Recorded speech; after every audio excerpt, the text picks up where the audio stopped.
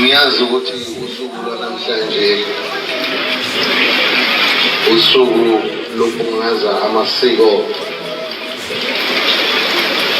nosikompilo lwethu njengama-Afrika njenge-South Africa njengamaZulu. Kwenze okunye nami engingazi ukuthi ngingachaza ngokuthini. Ngonyaka ka-1974 isiko esingizalayo sasigubha wona lo mkhosi welembe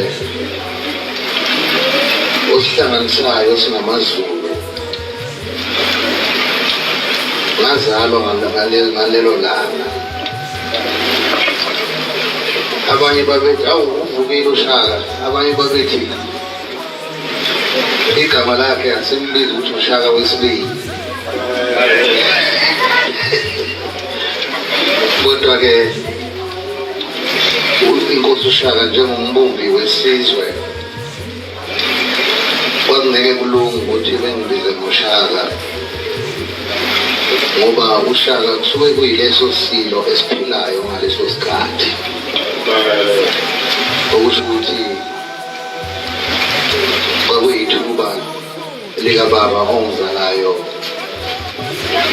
uMdlokombane uVukudla Madoda.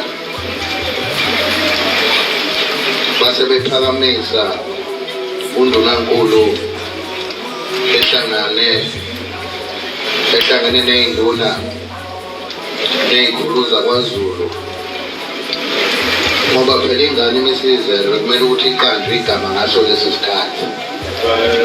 Akumele ukuthi kudlule izinsuku ibizo lingakabizwa.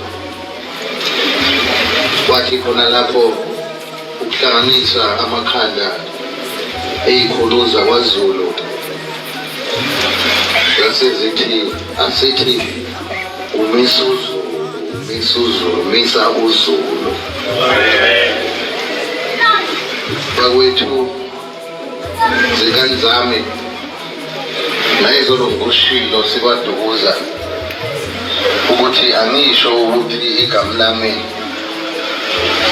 lokuzalwa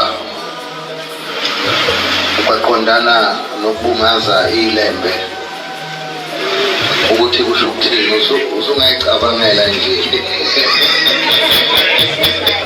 ukuthi awukwasekuqondana kangaka. Namhlanje sihlale ngihlezi kusona edlula